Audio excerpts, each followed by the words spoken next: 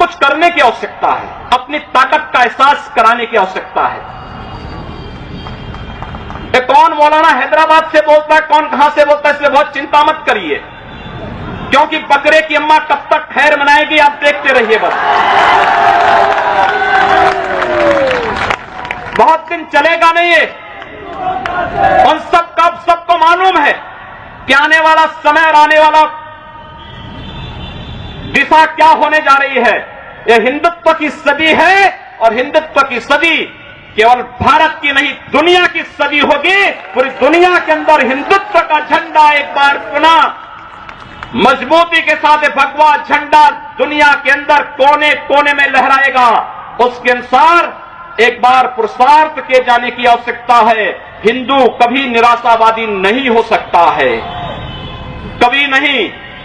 दुनिया के अंदर तमाम संस्कृतियां मिट गई, तमाम परंपराएं मिट गई, सब कुछ नष्ट हो गया, कोई पूछने वाला नहीं, इतिहास में नाम शेष हो गए।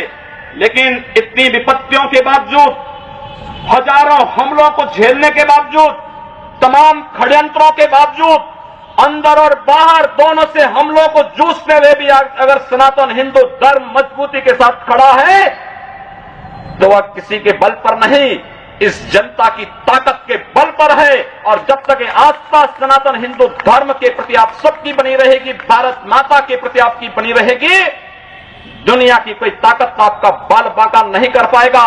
हमें किसी ओबामा से सर्टिफिकेट की आवश्यकता नहीं। हिंदुत्व पर जो प्रहार करेगा उसको महाप्रलय को स्वयं आमंत्रित कर देगा, उस महाप्रलय की चपेट में स्वयं भी आएगा। इस बारे में किसी को कोई गलतफहमी नहीं होनी चाहिए। और इसलिए बंधुओं, आप सबका मैं आह्वान करूंगा। बहराइच में महाराज सुहेलदेव पासी के सामने लोग लड़ने के लिए आए थे, मात्र 2 लोग बचे थे, सबके सब मार डाले गए थे। और 1971 में 95,000 पाकिस्तानी कायरों को किस तरीके से मुर्गा बना करके नाक रगड़ने के लिए मजबूर कर दिया गया था भारत के बहादुर जवानों के द्वारा। और अगर इसके बाद भी आंखें नहीं खुलती हैं तो एक बार पुनः देख ले अपनी ताकत को। मैं तो यही कहूंगा, अंत में मुझे केवल यही कहना है कि बहुत महत्व मत दीजिए, ये हैदराबादियों को बहुत महत्व मत दीजिए, ये सब मौलानाओं को बहुत महत्व देने की आवश्यकता नहीं।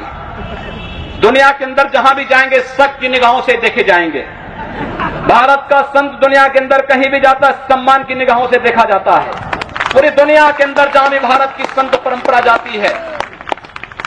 सिंगापुर में मैं गया, मैं देर में पहुंचा, जब एयरलाइंस में बैठने के लिए हुआ तो उसने मेरे कपड़े देखे और सबसे आगे की सीट में बैठे हुए लोग वो खड़े हो गए, वो मुझे बुलाने लगे कि आप आगे। मैंने कहा नहीं, मेरी सीट पीछे। कहा नहीं आप आगे बैठिए।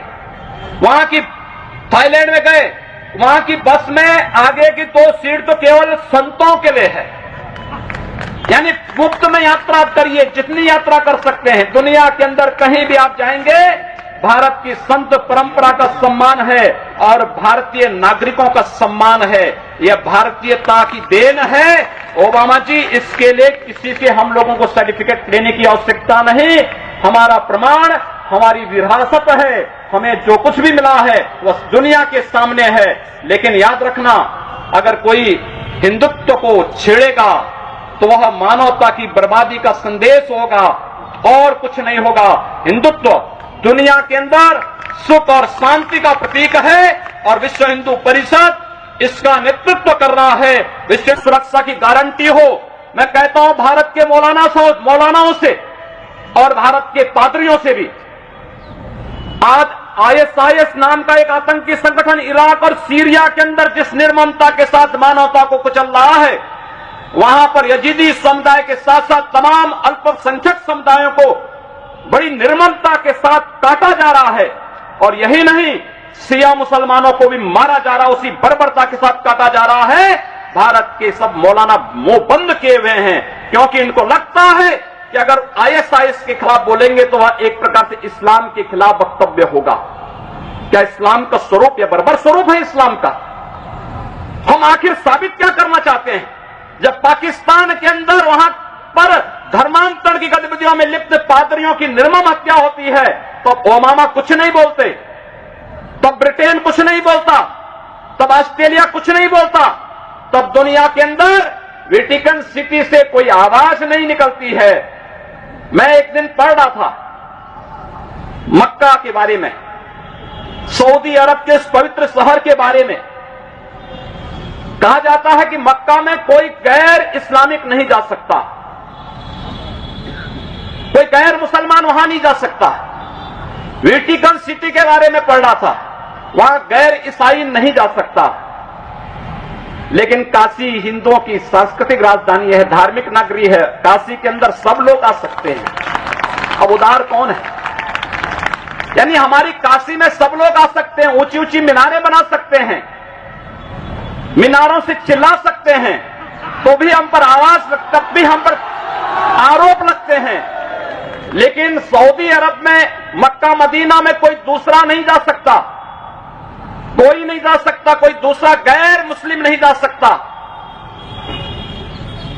वेटिकन सिटी में कोई गैर ईसाई नहीं जा सकता, लेकिन उन पर कोई आरोप नहीं लगता है, आरोप हम पर लगता है। आप उन सच्चाइयों को देखिए